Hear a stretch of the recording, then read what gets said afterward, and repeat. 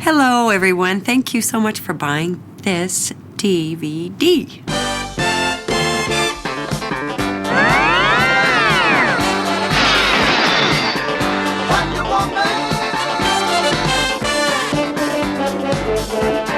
Wonder Woman is, for all time, the ultimate superhero.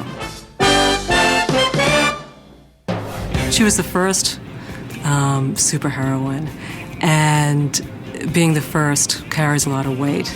She is kind, and she's beautiful, and she's patriotic, and she's strong. She's a warrior if she needs to be, but she is about justice and love, and she was going to fight the bad guys mainly through convincing them that her way was right. She is beautiful and unself-conscious about it.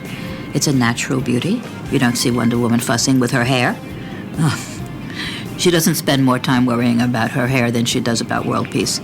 Wonder Woman, above all, is a promoter of peace and goodwill in the world.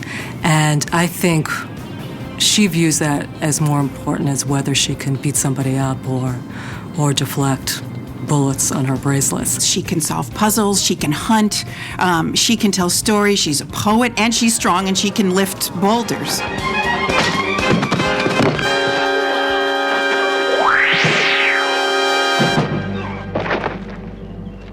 After the comic book became a reality, there were superheroes coming out of the woodwork, and only a few lasted, but there really were none for girls. The creator of Wonder Woman was a man named William Moulton Marston, who was a psychologist and was actually really well known for being the inventor of the lie detector.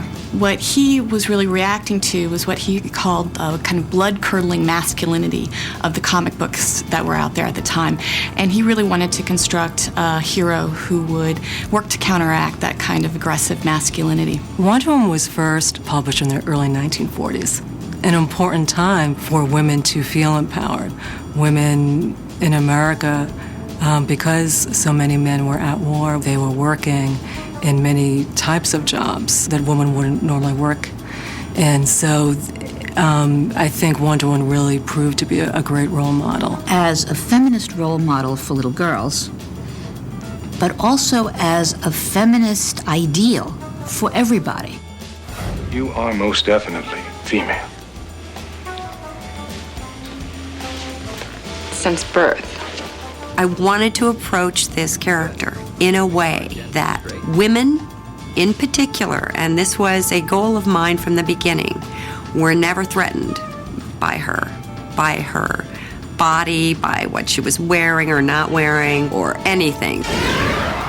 She is a real kick-ass friend. Wonder Woman's supposed to be a beauty queen, but also not conscious of her beauty, because she's just like all the other girls on Paradise Island.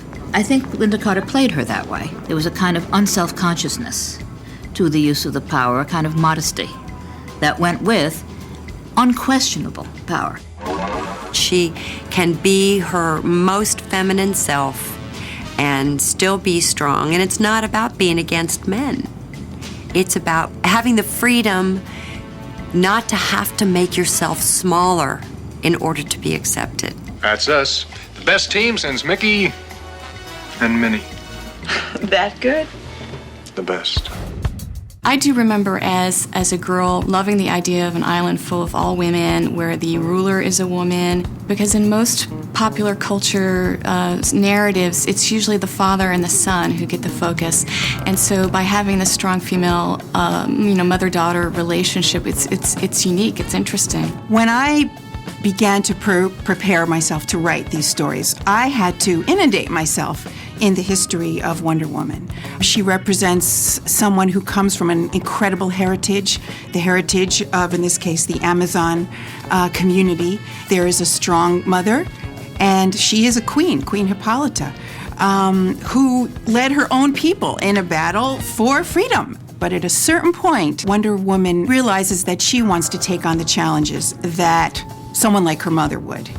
And in order to do that, she has to rebel. and she has to disobey her mother.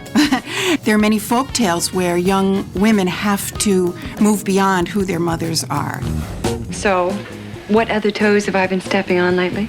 Wonder Woman is different from other superheroes because, for one, she's a woman, and there are very few other female superheroes. Tomboys in girls' books were the only girls who challenged the traditional female role. But they always lost because they had to grow up. And there was this new playing field called heterosexuality that they had forced them to change. Wonder Woman never had to grow up. And yet, she could be strong and be a woman, not a girl. Almost every other female superhero for a long time had girl in her name. But she didn't have to be a grown-up in the sense that she made compromises. This was an empowering image. Wonder Woman would be very overt and very direct in her telling various female characters, look, you need to stand up for yourself. You can't, take this sort of abuse from anybody. You need to go out there. You need to make money. And yes, whatever you set your mind to, you can do it. Wonder Woman does all that rescuing, but she has help, and she helps women feel that they can do it too. Similarly, in the comic book, the early versions of the comic book, the women villains could always be redeemed.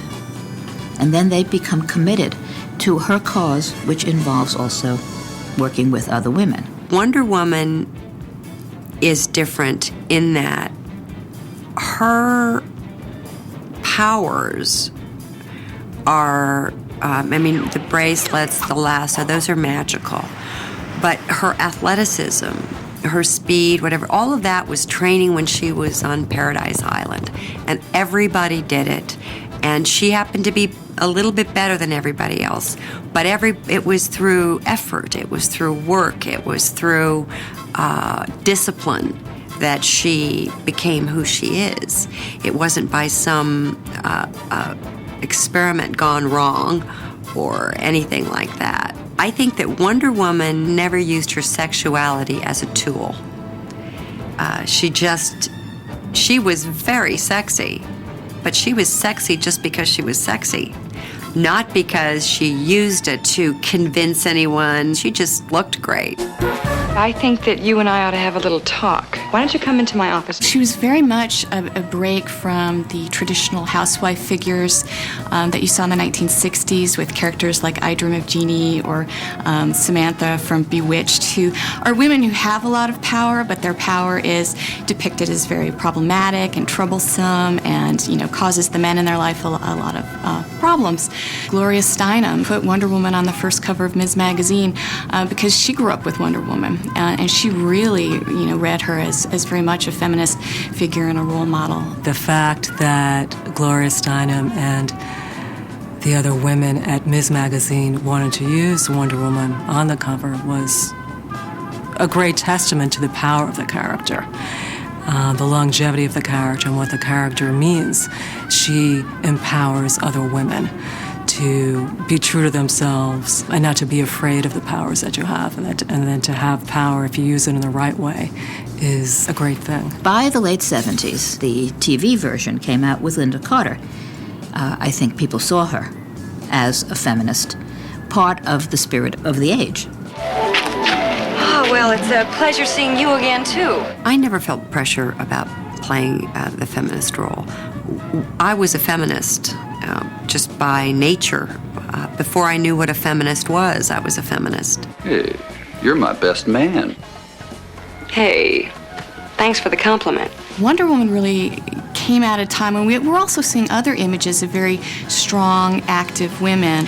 And in general, the 1970s was a better period for women on television than had ever existed before. We had a lot of female-centered television shows like Alice, One Day at a Time.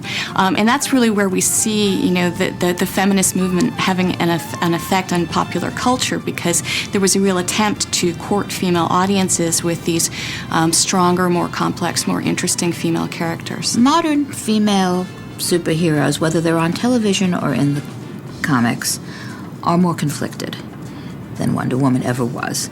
They have something to repent for in their past.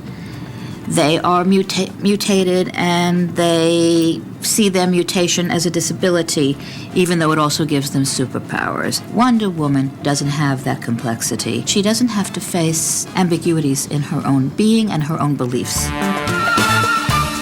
I've got a feeling that your luck is definitely taking a turn for the better.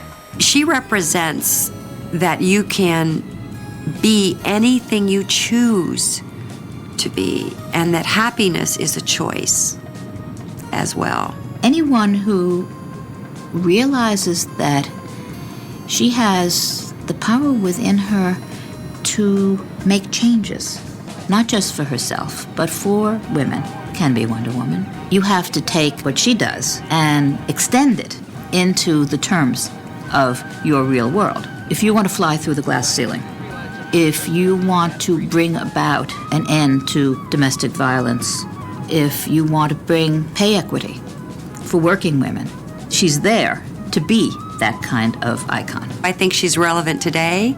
I think that she inspired a lot of people. Certainly, I think when stories become part of our consciousness, they help us make different decisions. Her feminism is pretty hard to ignore. She urges women, to go out there, make your own living, feel what it's like to be independent. The fact that Wonder Woman is a superhero, and then she also has a secret identity, shows that she is juggling two lives. And women today, more than ever, juggle two lives. Wonder Woman has been doing that longer than women in society have, so I think she's proven to be a great role model for all working women. I think that Wonder Woman did know that she was missing out, on the family thing. But she was young, she had a lot of time. I tried to do that with the character too, is whenever there were young people around her, that she was fascinated by them and loved being around them. So that there was some yearning in her about having her own children one day. And I wish that for Wonder Woman. I hope that this DVD, this series of DVDs, will introduce a new generation to how much fun Wonder Woman was, how cool she was.